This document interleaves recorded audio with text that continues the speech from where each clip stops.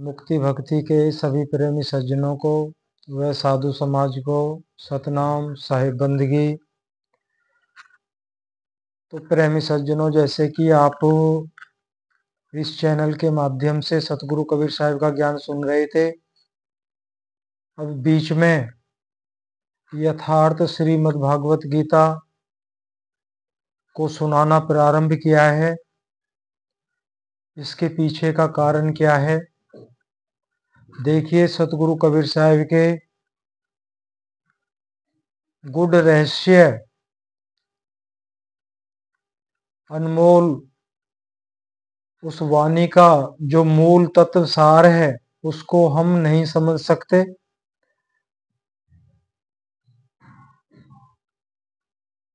जैसे कि साहिब की वाणियों में आता है 6 दर्शन और उनके द्वारा 96 पाखंड का जो वर्णन आप सबने सुना है, तो इन 96 पाखंडों का भी खंडन यथार्थ श्रीमद् भगवत गीता ने भी किया है। वो एक अलग बात है कि हमें नहीं बताया जाता।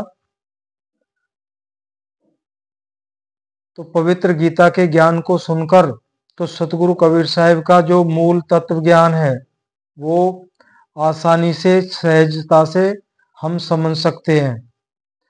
देखिए, मुक्ति भक्ति के मार्ग को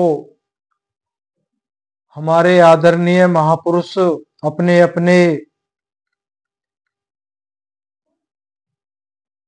ज्ञान अनुसार हमारे समक्ष रखते हैं, जो भी उपदेश करते हैं। लेकिन यहाँ पर एक विशेष जानकारी आज आपको मिलने वाली है। देखिए, साधु, एक सच्चा साधु और एक मरा हुआ व्यक्ति, दोनों एक ही समान होते हैं।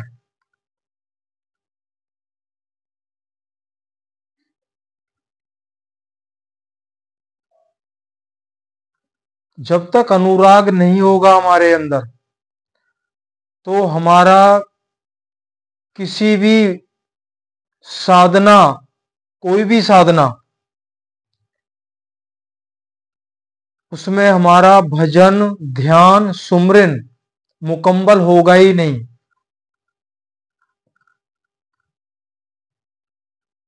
जैसे मरा हुआ व्यक्ति और एक सच्चा जो साधु होता है, वो दोनों एक ही समान है। साधु के लिए सृष्टि में दूसरा कोई जीवित है ही नहीं। ये थोड़ा सा गहराई से लेना, इसके बाद में पवित्र गीता के वचन सुनेंगे। सच्चे साधु के लिए इस जगत में दूसरा कोई जीवित है ही नहीं। अगर कोई है तो घर वालों के नाम पर, घर वाले जो सगे संबंधी हैं उनसे लगाव होता है। अगर लगाव है तो मोह बना हुआ है। अगर मोह है तो मन की आसक्ति है। मन और मोह, इनके संबंध, यही जगत है, यही सृष्टि है।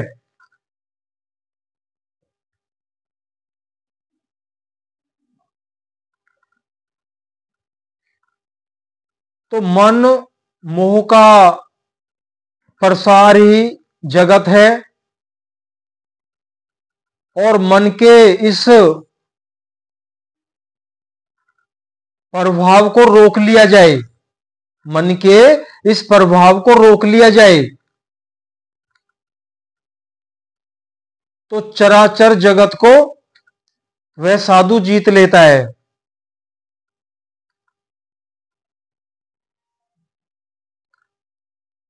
जब कुछ बचा ही नहीं, जब कुछ बचा ही नहीं, तो वहां ये शब्द भी कहा गया है, अहम ब्रह्मास्मि, मैं ही ब्रह्म हूं। जब कोई टकराव ही नहीं है हमारी सूरत के सामने, तो अनुराग की अवस्था का आना बहुत जरूरी है। अनुराग की अवस्था क्या होती है?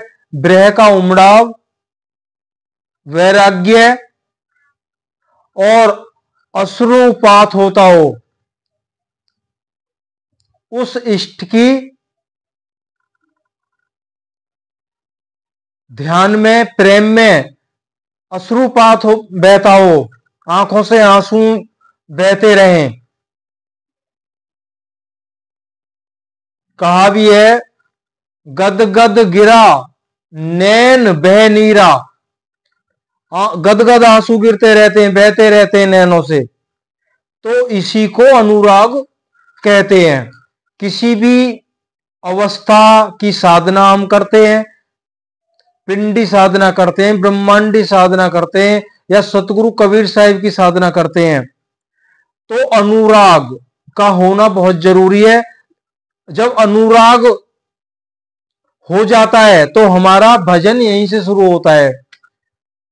अब प्रश्न करते हैं जी, भजन कैसे करें, ध्यान कैसे करें, सुमरन कैसे करें, सार शब्द को कैसे सुने, कैसे भक्ति करें? कुछ करना ही नहीं है। अगर अनुराग पैदा हो गया है तो भजन शुरू हो गया हमारा। इष्ट के अलावा लेश मात्र भी इस जगत या सृष्टि विषय रूप का टकराव ना हो सूरत के साथ, यही अनुराग है। तो आज आप सुनेंगे यथार्थ श्रीमद् भगवत गीता। देखो, पढ़ते तो हम सभी हैं, सुनते भी हैं, लेकिन इस चैनल के माध्यम से जो निचोड़ है, जो सार है, गीता बताना क्या चाहती है, इस चैनल के माध्यम से आप वही सुनेंगे। अगर ऐसा नहीं है तो आप कमेंट्स में अपना सुझाव रख सकते हैं कि हमने सुना है ऐसा, आप कोई नया नहीं बता रहे हैं, हमने तो पहले से सुना है। अगर ऐसा है तो आप जरूर कृपया करके कमेंट्स करें। तो प्रथमो अध्याय शुरू है आज, पहला ही अध्याय।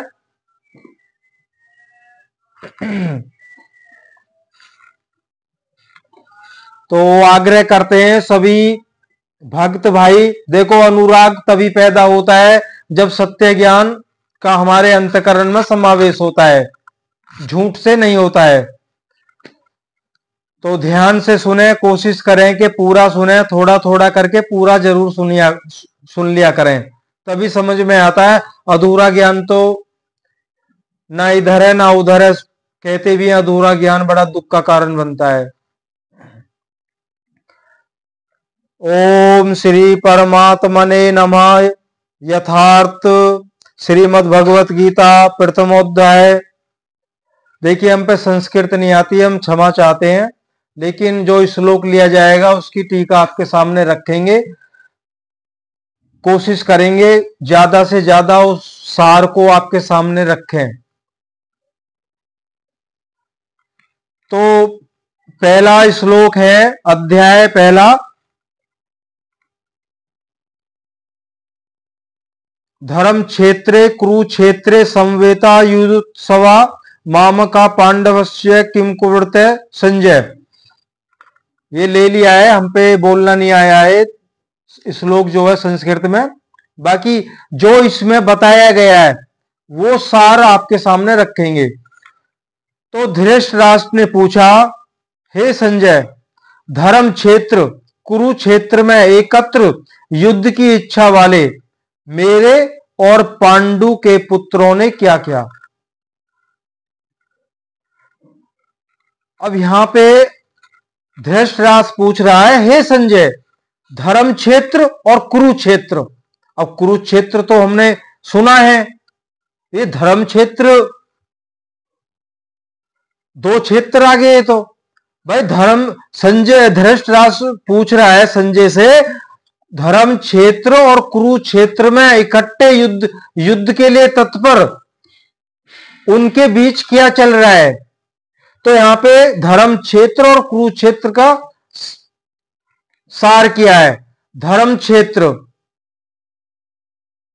में खड़े थे पांडव और कुरुक्षेत्र में कौरव। क्यों? सजाति प्रवृत्ति के पांडव थे और विजातीय प्रवृत्ति के कौरव थे, तो इसलिए वो कुरुक्षेत्र में थे। कुरुक्षेत्र में होता है जो जब तक प्राणिक कर्मों से बंधा होता है करता ही जाता है, और धर्म क्षेत्र उसको कहा जाता है जहां पे कर्मों को काटता हुआ आगे बढ़ता है। तो धर्म क्षेत्र और कुरुक्षेत्र। आगे, अज्ञान रूपी धृतराष्ट्र और संयम रूपी संजय अज्ञान मन के अंतराल में रहता है। कह रहे अज्ञान रूपी धृतराष्ट्र और संयम रूपी संजय अज्ञान मन के अंतराल में रहता है। अज्ञान से आवृत मन धृतराष्ट्र जन्मांध है। अब धृतराष्ट्र हम सब जानते हो जन्म से अंधे थे, लेकिन जानकर भी वो अज्ञान मन के साथ में जी रहे थे। क्यों? उनकी दृष्टि हमेशा कौरवों पर रहती थी। वो ज्ञान को जानते हुए, धर्म क्या है वो जानते हुए अज्ञानी बने रहे, अज्ञान का साथ देते रहे। किंतु संयम रूपी संजय के माध्यम से यह देखता है और सुनता है। वह समझता है कि परमात्मा ही सत्य है, फिर भी जब तक इससे उत्पन्न मोह रूपी दुर्योधन जीवित है, इसकी दृष्टि सदैव कौरवों पर रहती है, विकारों पर रहती है। अब संयम रूपी संजय के माध्यम से जानता है कि परमात्मा एक है, ज्ञान है इसको, लेकिन मोह रूपी जो दुर्योधन है, अभी बताया आपको कि अगर मोह नहीं टूटा तो साधना नहीं होगी। कह रहे मोह रूपी दुर्योधन अभी भी जीवित है, इसलिए सदा कौरवों पे दृष्टि लगी रहती थी धृतराष्ट्र की। जन्म से भी अंधा और मन से भी अंधा बना हुआ था। शरीर, अब यहां पे शरीर एक क्षेत्र है, जब हृदय देश में दैवी संपत्ति का बाहुल्य होता है तो यह शरीर धर्म क्षेत्र बन जाता है। अब कुरुक्षेत्र और धर्म क्षेत्र की बात आई थी इस श्लोक में, तो यहां पे कह रहे यह शरीर एक क्षेत्र है। अगर इसमें दैवी बाहुल्य शक्ति का प्रभाव बहता है तो यह क्षेत्र क्या बनता है? धर्म क्षेत्र। जब इसमें आसुरी संपत्ति का बाहुल्य होता है तो यह शरीर क्या बनता है? कुरुक्षेत्र। अगर हमारे अंदर विषय वासनाएं, विकार, काम, क्रोध, लोभ, मोह, अहंकार, राग, द्वेष, इनका बाहुल्य है तो ये कुरुक्षेत्र है, ये शरीर ही कुरुक्षेत्र है। अगर इसी शरीर में इष्ट के प्रति प्रेम, अनुराग पैदा हो जाए तो ये शरीर धर्म क्षेत्र है।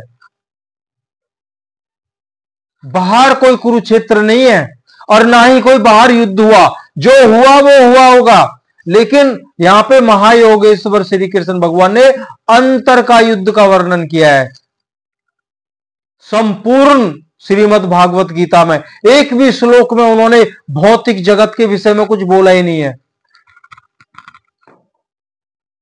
और जो ये कहा गया अर्जुन कर्म कर, फल की चिंता मत कर, ये कोई भौतिक जगत के कर्म की बात नहीं की है उन्होंने। यही कर्म संपूर्ण गीता का आधार है, यही कर्म, इसी कर्म को समझना है।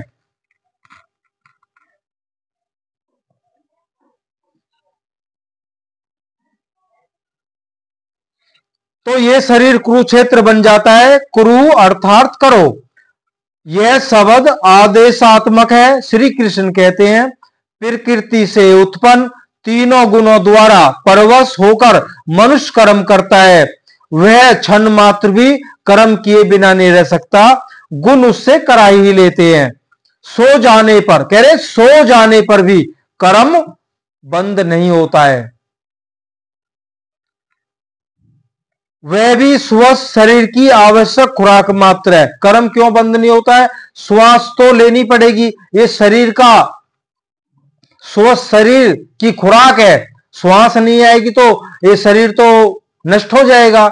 तो श्वासों के माध्यम से भी कर्म बन रहा है, सोते वक्त भी। इस बात को तो हम सभी जानते ही हैं। तीनों गुण मनुष्य को देवता से कीट पर्यंत शरीरों में ही बांधते हैं। रजोगुण, तमोगुण, सतोगुण, ये तीनों गुणों के द्वारा ही, इनके प्रभाव से ही कर्म होते हैं। और ये तीनों गुणों के द्वारा किए गए कर्म ही हमें जन्म मरण के बंधनों में बांधते रहते हैं। जब तक प्रकृति और प्रकृति से उत्पन्न गुण जीवित है, तब तक कुरु लगा रहेगा। जब तक प्रकृति और प्रकृति से उत्पन्न गुण जीवित है, कुरु लगा रहेगा। कुरु यहां कर्म को कहा गया है। कर्म लगा ही रहेगा। जब कर्म लगा रहेगा तो जन्म मरण से निवृत्ति होगी ही नहीं, ये भी हम सब जानते हैं। कर्मों को काटा नहीं जा सकता, कर्मों को भूना जाता है।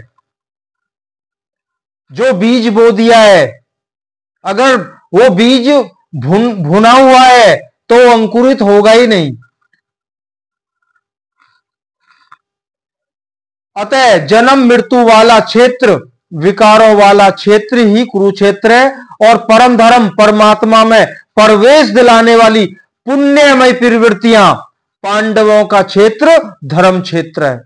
तो पांडव तो धर्म के रास्ते पे चले थे, इसलिए वो धर्म क्षेत्र में खड़े थे। और कौरव अन्याय विषय वासनाओं को उन्होंने अपनाया था, तो वो कुरुक्षेत्र में खड़े थे।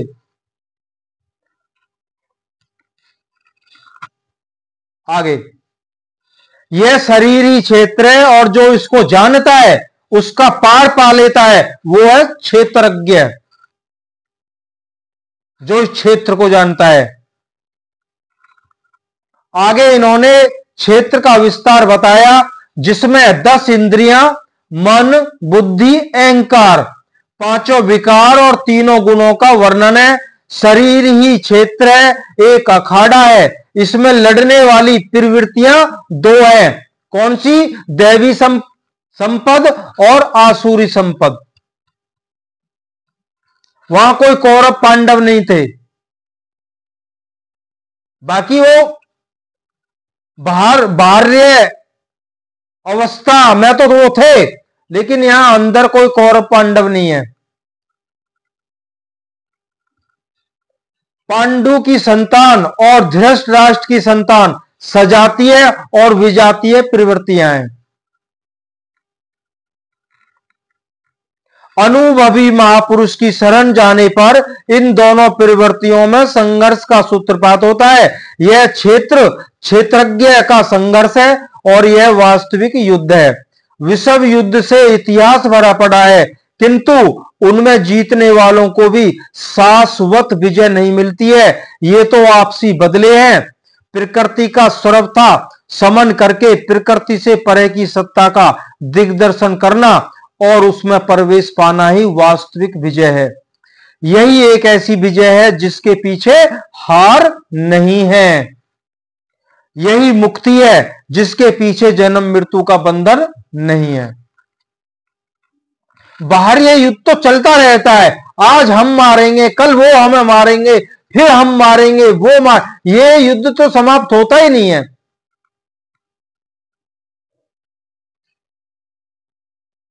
अंतर की सजातीय विजातीय प्रवृत्तियों को समाप्त करना ही असल युद्ध है, असल विजय है, जिसके पीछे हार नहीं है।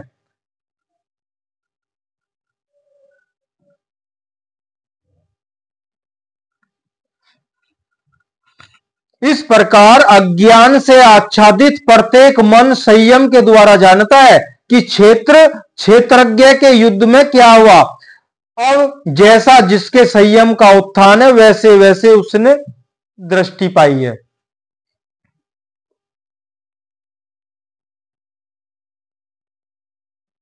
अब आगे श्लोक 2 में क्या कहा गया है। संजय उपाच, उस समय राजा दुर्योधन ने व्यूह रचना युक्त पांडवों की सेना को देखकर द्रोणाचार्य के पास जाकर यह वचन कहा। अब ये दुर्योधन द्रोणाचार्य के पास जाके क्या कहता है, द्वैत। अब देखो पहले द्रोणाचार्य क्या है, द्वैत का आचरण ही द्रोणाचार्य है। जब जानकारी हो जाती है कि हम परमात्मा से अलग हो गए हैं, यही द्वैत है,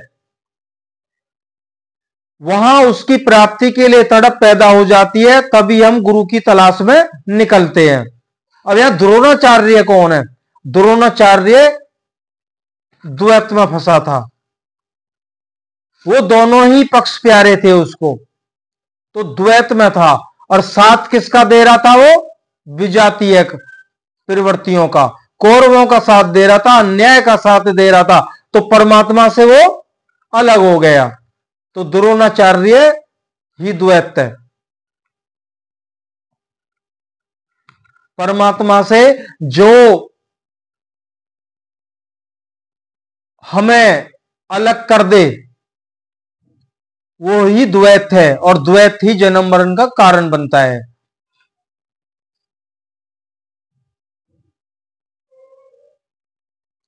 राजा दुर्योधन आचार्य के पास जाता है।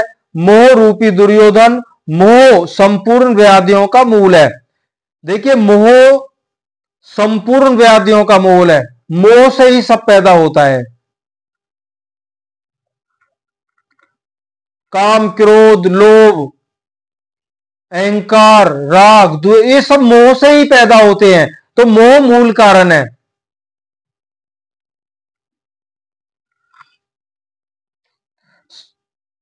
दुर्योधन दुर अर्थात दूषित, योधन अर्थात वह धन आत्मिक संपत्ति स्थिर संपत्ति है, उसमें जो दोष उत्पन्न करता है वह है मोह। यही प्रकृति की ओर खींचता है और वास्तविक जानकारी के लिए प्रेरणा भी प्रदान करता है। मोह है तभी तक पूछने का प्रश्न भी है, अन्यथा सभी पूर्ण है। जब तक हमारे अंदर मोह है तभी हम गुरु खोजते हैं, गुरु से ज्ञान लेते हैं और ज्ञान पे चर्चाएं करते हैं। ये जब तक होता है जब तक हमारा मोह बना हुआ है। जब मोह टूट गया तो पूर्णता आ गई, फिर कुछ पीछे नहीं रहा। नहीं जानना है, नहीं पूछना है, नहीं देखना, कुछ नहीं रहा।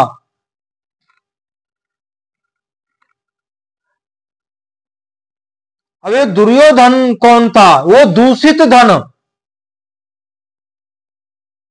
दुर्योधन ने दूषित धन को ही बढ़ाया,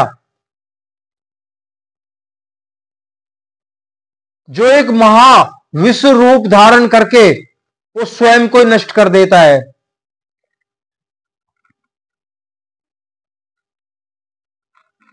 अतः व्यूह रचना युक्त पांडवों की सेना को देखकर अर्थात पुण्य से प्रभावित सजातीय वृत्तियों को संगठित देखकर मोह रूपी दुर्योधन ने प्रथम गुरु द्रोण के पास जाकर यह कहा, हे आचार्य, ये श्लोक नंबर 3 चल गया। हे आचार्य, अपने बुद्धिमान शिष्य द्रुपद पुत्र धृष्टद्युम्न द्वारा व्यूहकार खड़ी हुई पांडु पुत्रों की इस भारी सेना को तो देखिए। शाश्वत अचल पद में आस्था रखने वाला दृढ़ मन ही धृष्टद्युम्न है, यही पुण्यमय प्रवृत्तियों का नायक है। साधन कठिन न मन कर टेका, साधन कठिन नहीं है, मन की दृढ़ता कठिन होनी चाहिए। देखिए, भक्ति का कोई भी मार्ग कठिन नहीं होता है। कठिन कब लगता है हमें, मन में दृढ़ता नहीं है। जब मन में दृढ़ता आ जाती है, कोई भी साधना कठिन नहीं है। लेकिन कबीर साहब की साधना, अगर हम अन्य साधनाओं को कहते हैं बहुत ही आसान है, उनसे 10 गुना ज्यादा आसान सहज सतगुरु कबीर साहब की साधना है, जो सत मुक्ति की दायक है।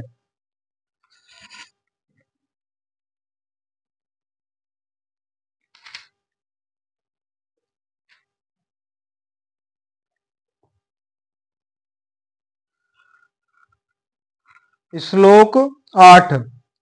एक तो स्वयं आप द्वैत के आचार्य रूपी द्रोणाचार्य हैं, भरम रूपी पिता में भीष्म है।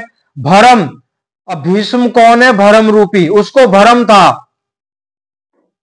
वो भरम के ही युक्त उस बाणों की सैया पे प्राण त्यागने के लिए तैयार नहीं थे, सैया पे लेटे, लेकिन भरम पड़ा हुआ था कि जीतेंगे।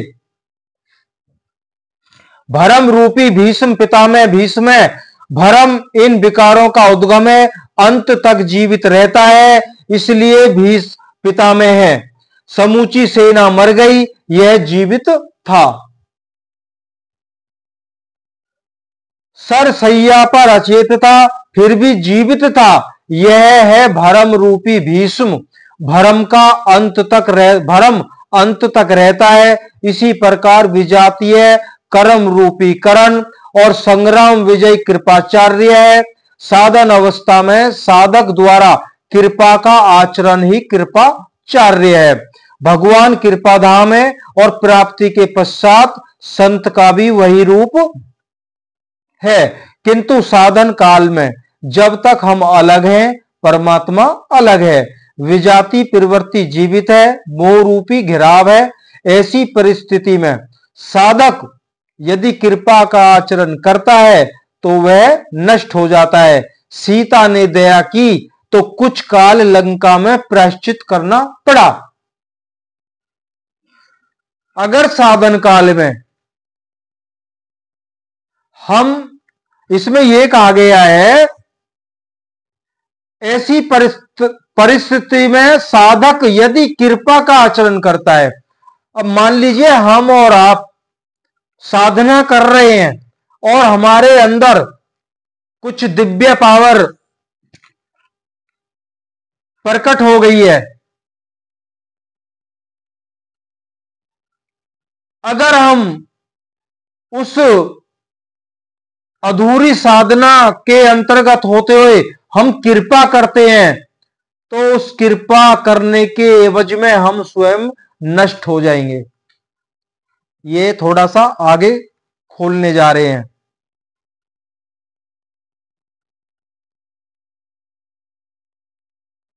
तो ये अधूरी साधना है, तो दिव्य पावर तो आती ही आती है, लेकिन ज्यादातर साधक स्वयं नष्ट हो जाते हैं इस अवस्था में आकर के। कह रहे सीता ने दया की, अब ये उदाहरण देके समझाया जा रहा। सीता ने दया की थी रावण पे, तो रावण सीता जी को उठा के ले गया, कुछ काल तक लंका में रहना पड़ा। और विश्वामित्र दयार्द हुए तो पतित होना पड़ा।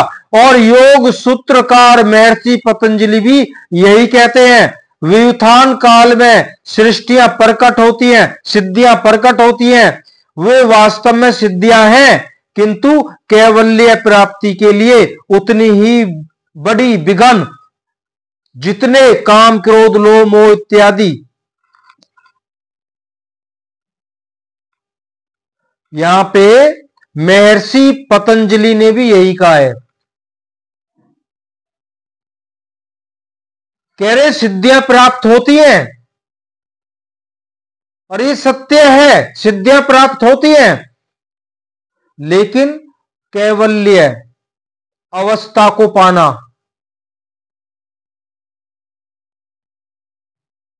उस अवस्था में कैवल्य देख कहते हैं पूर्णतया परमात्मा के रूप में रूप हो जाना, उसको कैवल्य कहा गया है। सतगुरु कबीर साहब ने 6 शरीरों का वर्णन किया है। स्थूल शरीर, सूक्ष्म शरीर, कारण शरीर, महाकारण शरीर और कैवल्य और हंस दे, सतमुक्ति हंस दे के पार है। तो यहां पे कहा गया है कैवल्य देह प्राप्त, कैवल्य अवस्था तक हम पहुंचे नहीं, उससे पहले हमें रिद्धियां सिद्धियां प्राप्त हो गई और उनके प्रलोभन में अपने को मान बढ़ाई के उसमें अपनी सिद्धियों को नष्ट करने लगे। तो ये काम क्रोध लोभ मोह अहंकार आदि से भी ज्यादा भयंकर है ये साधक के लिए। तो इसलिए इनको छुपा के रखना होता है, किसी को खुशबू तक नहीं जाए कि मेरे अंदर इतनी दिव्य पावर है, और नहीं तो स्वयं नष्ट हो जाएंगे और अच्छे से भी खुलासा करेंगे। तो आगे तुलसीदास जी का भी यही कथन है, छोरत ग्रंथि जान खगराया, बिगनी अनेक करई तब पाया, रिद्धि सिद्धि परई बहु भाई, बुद्धि ही लोभ दिखावई आई। कह रहे हैं माया अनेक विघ्न करती है, रिद्धियां प्रदान करती है, यहां तक कि रिद्धियां सिद्धियां प्रदान करती है, यहां तक कि सिद्ध बना देती है। ऐसी अवस्था वाला साधक बगल से निकल भर जाए तो मरण सन रोगी भी जी उठता है, वह भले ही ठीक हो जाए किंतु साधक उसे अपनी देन मान बैठे तो नष्ट हो जाएगा। एक रोगी के स्थान पर हजारों रोगी घेर लेंगे, भजन चिंतन का कर्म अवरुद्ध हो जाएगा और उधर बहकते बहकते प्रकृति का बाहुल्य हो जाएगा। यदि लक्ष्य दूर है और साधक कृपा करता है तो कृपा का अकेला आचरण ही समूची सेना को जीत लेता है। इसलिए साधक को पूर्ति पर्यंत इससे सतर्क रहना चाहिए। दया करी दया बिन संत कसाई, दया करी तो आफत आई।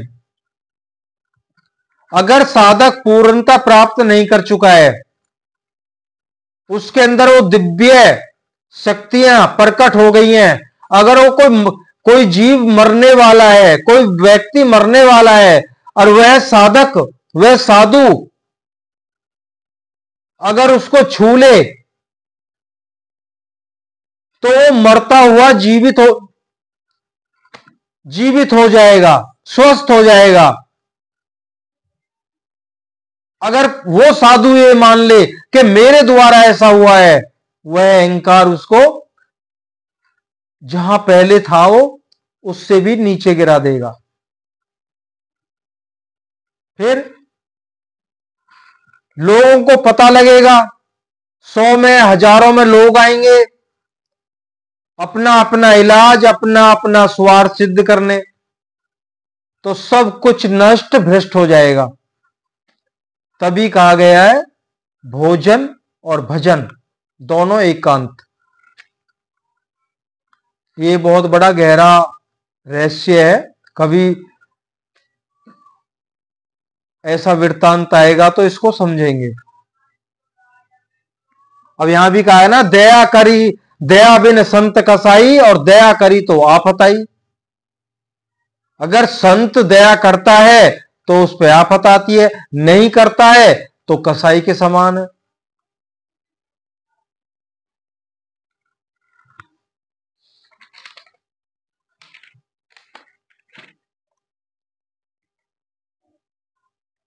चलो थोड़ा ले लेते हैं और आगे कहा गया है,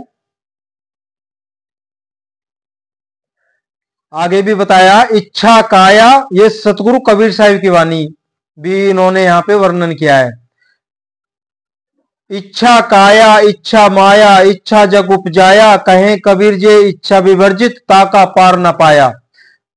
कह रहे जहां भ्रम नहीं होता वहां अपार और अव्यक्त है।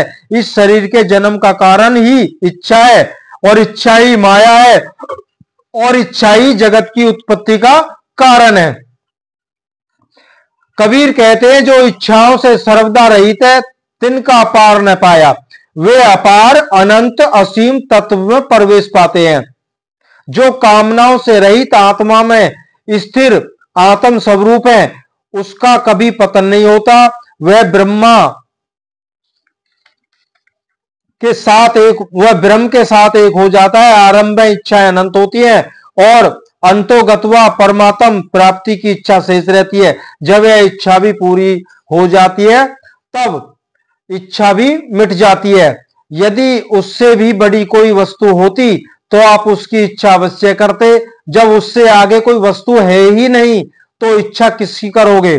जब प्राप्त होने योग्य कोई वस्तु अप्राय न रह जाए तो इच्छा भी समूल नष्ट हो जाती है और इच्छा के मिटते ही भ्रम का सर्वथा अंत हो जाता है। यही भीष्म की इच्छा मृत्यु है।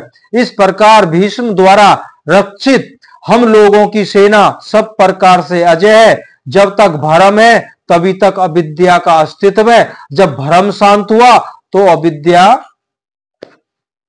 का भी प्रभाव शांत हो गया। तो प्रेमी सज्जनों, अभी अध्याय पूरा नहीं हुआ है, प्रथम अध्याय पूरा नहीं हुआ है। अभी आप केवल 25% आपने सुना है। मान लो 3 वीडियो डालने के बाद में पूरा होगा। तो आपसे हम तो यही आग्रह करते हैं, अच्छे से समझें। अगर कुछ गलत आपको लगा है तो उसके लिए हम अपने साधु महात्माओं से क्षमा भी मांगते हैं और कृपया हमें हमारा मार्गदर्शन करें कि कहां पे गलती की है। क्यों, हम ज्ञानी तो है नहीं, हम आप जैसे भी नहीं है, तो इसलिए हमारा भी मार्गदर्शन करें जहां पे गलती करते हैं। सतनाम साहिब बंदगी। जय श्री कृष्ण।